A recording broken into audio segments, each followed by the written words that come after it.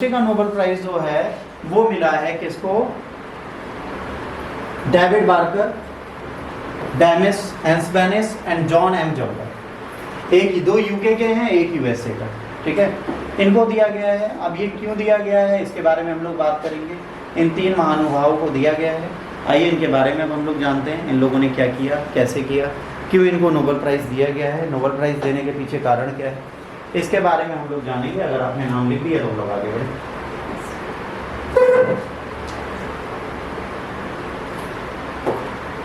Three scientists have been awarded in 2020 for Nobel Prize of Chemistry for their groundbreaking work on proteins.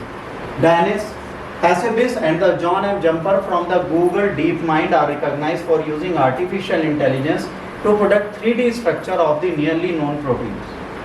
3D structure जितने known protein है उसका बनाने के लिए David Barker from the University of Washington is honored for designing completely new proteins that do not naturally exist. इनको क्या दिया गया? उनको तो 3D प्रोटीन के सारे स्ट्रक्चर बनाने के लिए दिया गया और डेविड बार्कर को इसलिए दिया गया क्योंकि ऐसे न्यू प्रोटीन डिजाइन किए हैं जो प्राकृतिक रूप से हमारे यहाँ पाए नहीं जाते। For many years predicting how a protein fold based on it's amino acid sequence was difficult challenge for the biochemistry.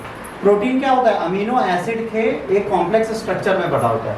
इसको हम प्रिडिक्ट नहीं कर पाते थे, ठीक है। Traditionally scientist use method like x ray, है ना, crystallography, which required a lot of time and effort. Hassabis and the Jumper changed their developing an AI model that could predict a 3D structure of the protein. अब x ray की जगह में एक 3D structure उस protein का मिलेगा। This AI model was trained on known sequences and their structure, learning on spot pattern that helped to predict the structure of the protein that hadn't been studied before.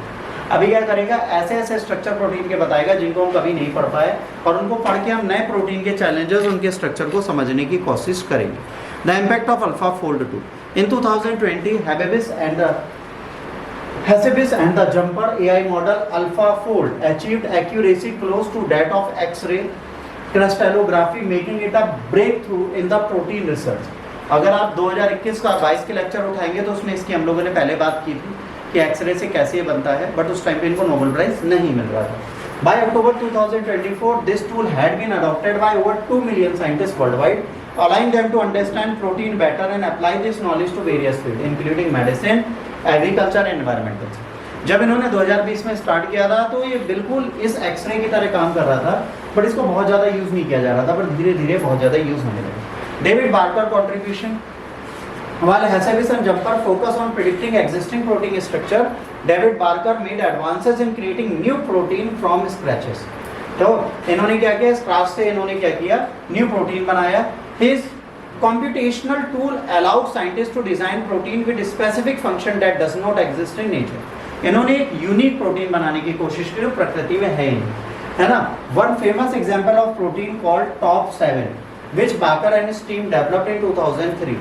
These newly designed proteins have many potential uses such as nanotechnology, creating new medicine, improving industrial process and to be more sustainable. अगर कुछ protein हम lab में बना पाएं जो प्राकृतिक रूप से नहीं पाए जा सकते तो मानव स्वास्थ्य से लेकर हर चीज़ में हम बेहतर तरीके से रिजल्ट ला सकते हैं। The advancement in understanding and designing protein have enormous potential. They could lead to new treatment of disease, help to protect environment, create new material for industries. Since protein are so important for all living things, these discoveries will likely to lead many innovation in years to come. अगर इसको हम ठीक से देखें तो आने वाले